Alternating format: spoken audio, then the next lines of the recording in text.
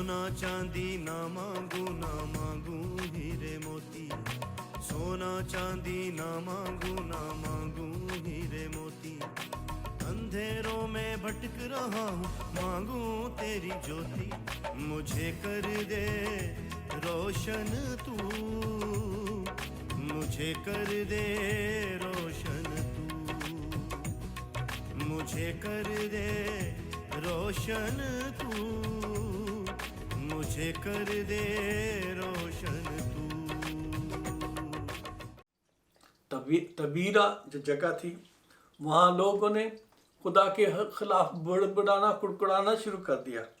और कुड़कुड़ा किस बात पे रहे थे कि क्योंकि उन्हें जो है मिस्र के जो मछली थी, गोश्त था, खीरे थे, खरबूजे और गंदने, प्याज, लहसुन याद आए और वो बड़बड़ाए।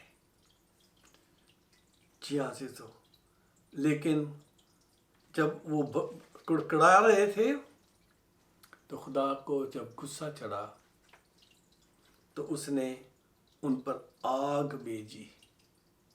जी हाँ, गिनती की किताब उसके 11 बाब की पहली 3 आयतें जो है, जी हाँ, book of numbers chapter 11 3 versus, first 3 versus.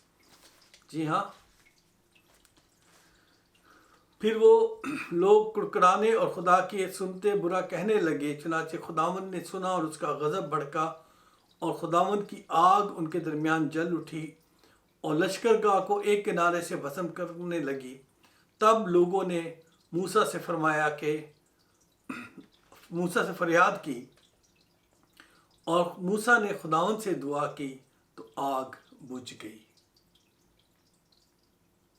ये कुड़कुड़ा रहे थे खुदा के खिलाफ, खुदा ने आग भेजी, लेकिन खुदा ने मूसा की सुन ली, क्योंकि मूसा खुदा को जानता था कि वो कहर करने में धीमा, शफकत में गनी और गुनाह और तकसीर को माफ़ करने वाला है, ख़ता को बख्शने वाला है। इसलिए वो खुदा के सामने चला जाता था। यही नहीं, फिर उसके बाद जब उन्हें गोश्त खाने की तबीयत हुई तो फिर बुड़बड़ाए, लेकिन खुदा ने उन्हें गोश्त तो दिया अजीज़ों, लेकिन वो खा नहीं पाए और खुदा ने उन पर वबा भेजी और कहर से वबा भेज कर उन्हें मारा।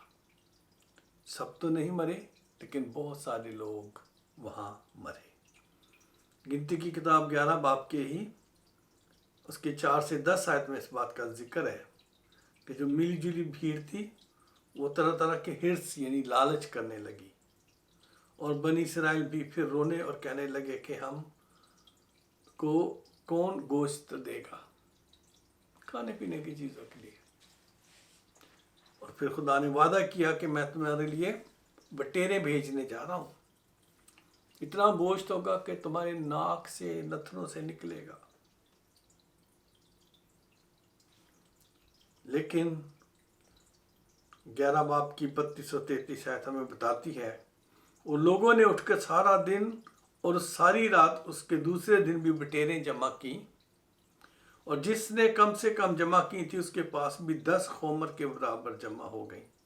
और उन्होंने अपने लश्करगाह की चारों तरफ उनको फैला दिया और उनका गोश्त उन्होंने दांतों से काटा ही था और उसे चबाने भी नहीं पाए थे कि खुदा का कहर उन लोगों पर भड़क उठा और खुदावन ने उन लोगों को बड़ी सख्त वबा से मारा।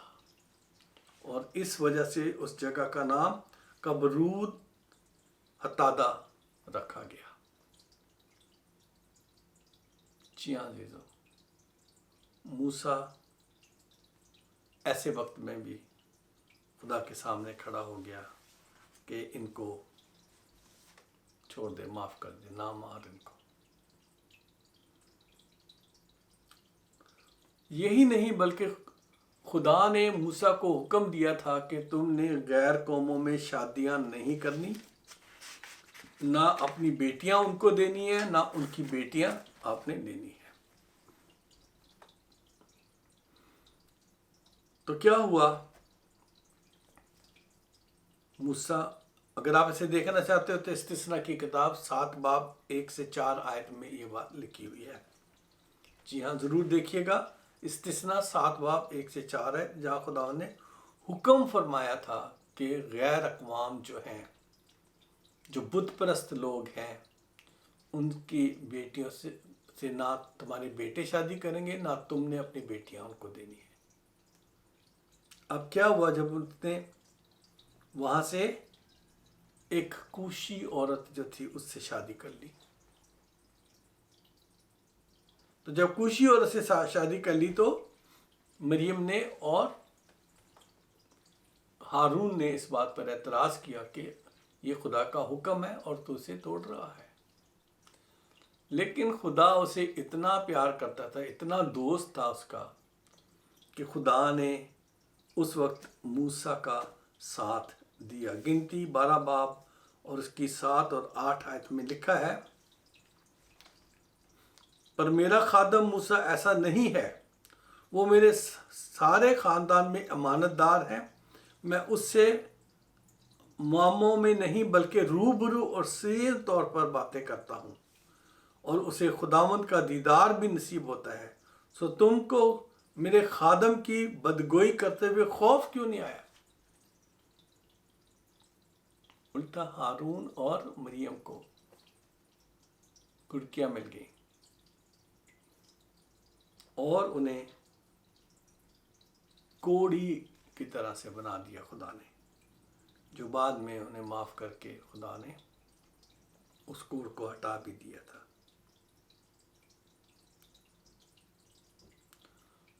عزیزو، کیونکہ موسیٰ خدا کو جانتا تھا کہ وہ رحیم ہے، قہر کرنے میں دھیما ہے، شفقت میں غنی ہے، اور خطاؤں کو، تقصیروں کو، گناہوں کو معاف کرنے والا ہے۔ اسی بات کا وہ فائدہ لے کے وہ ہمیشہ خدا کے سامنے کھڑا ہو جاتا تھا۔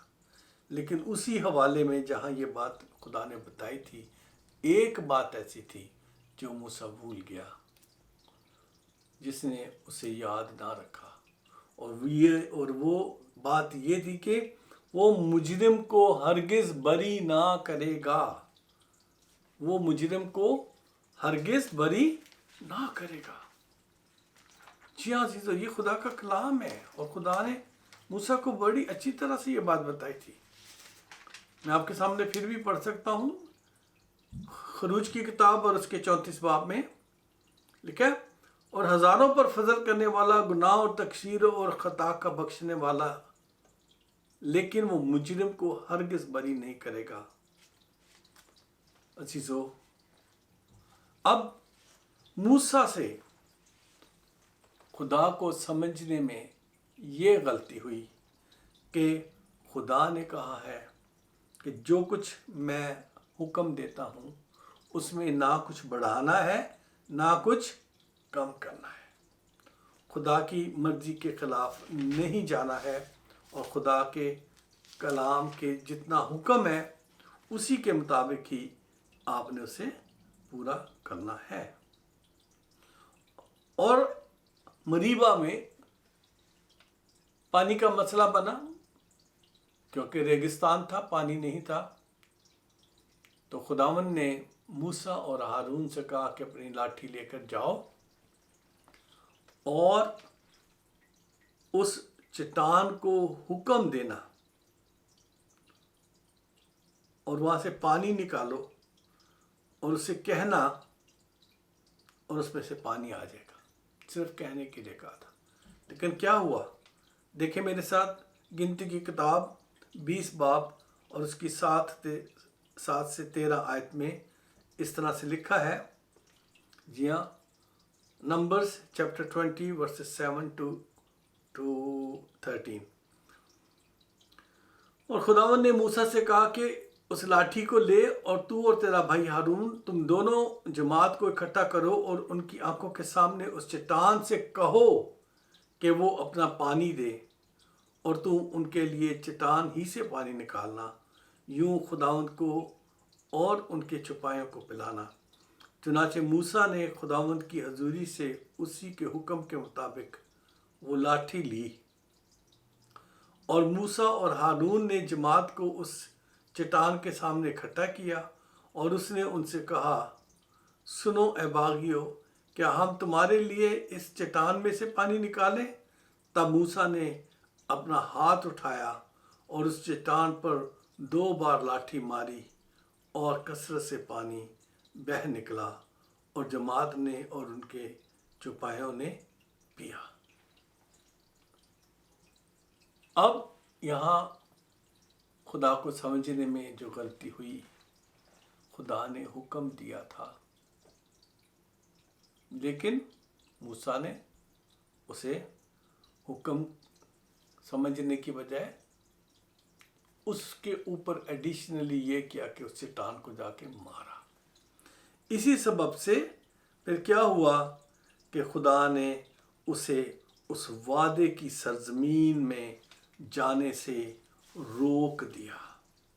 جی ہاں، اگر اسی گنتی کی کتاب کی 20 باب کی 23 اور 24 آیت آپ دیکھ لیں، یہاں لکھا ہوا ہے، خداوند فرماتے ہیں، اور خداوند نے کوہ ہور پر جو ادوم کی سرحد سے ملا ہوا تھا موسیٰ اور ہارون سے کہا کہ ہارون اپنے لوگوں میں جا ملے گا، کیونکہ وہ اس ملک میں جو میں نے بنی اسرائیل کو دیا ہے جانے نہیں پائے گا، اس لیے کہ مریبا کے چشمہ پر تم نے میرے کلام کے خلاف عمل کیا۔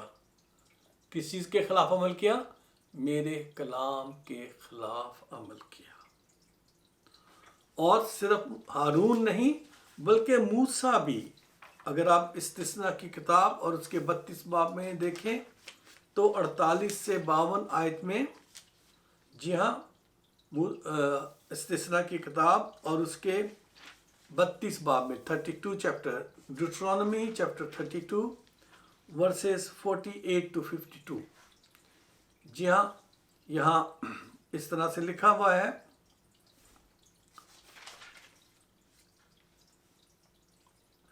اور اس دن خدا نے موسیٰ سے کہا کہ تو اس کوہ اباریم پر چڑھ کر نبو کی چوٹی کو جا جو یرہو کے مقابل ملک مواب میں ہے، اور کنعان کے ملک کو جسے میں میراث کے طور پر بنی اسرائیل کو دیتا ہوں دیکھ لے،